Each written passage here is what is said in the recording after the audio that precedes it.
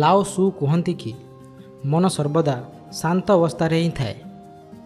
ଏହାକୁ ଶାନ୍ତ କରିବା ପାଇଁ ଜଙ୍ଗଲ ଯିବାର କୌଣସି ଆବଶ୍ୟକତା ନାହିଁ। କେବଳ ଦୁଇଟି ଉପାୟରେ ଏହାର ଶାନ୍ତିକୁ ତୁମେ ଜାଣିପାରିବ। ପ୍ରଥମତଃ ନିଜ ନିଶ୍ୱାସ ଉପରେ ଧ୍ୟାନ ଦିଅନ୍ତୁ। ତେବେ ଆପଣ ଜାଣିପାରିବେ କି ଶ୍ୱାସରେ ହିଁ ଶାନ୍ତି ବିଦ୍ୟମାନ ଅଛି। ଏହାଛଡ଼ା କାମ କରୁଥିବା ସମୟରେ ମଧ୍ୟ ନିଜର ଶ୍ୱାସ ଉପରେ ଧ୍ୟାନ ରଖନ୍ତୁ।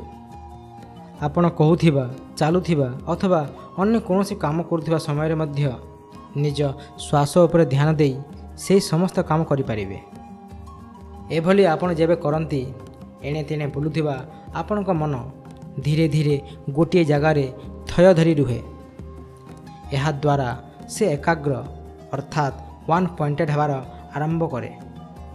ୱାନ୍ ପଏଣ୍ଟେଡ଼୍ ମାଇଣ୍ଡରୁ ଯେବେ କୌଣସି କାମ କରାଯାଏ, ତେବେ ସେହି ମନରେ କେବଳ କାମର ହିଁ ରିଫ୍ଲେକ୍ଟ ହୋଇଥାଏ ଏବଂ ଅନ୍ୟ କୌଣସି ବିଚାର ଉତ୍ପନ୍ନ ହୋଇନଥାଏ। ଏହା ହେବା ଦ୍ୱାରା କର୍ତ୍ତା ଏବଂ କର୍ମ ଏକ ହୋଇଯାଆନ୍ତି।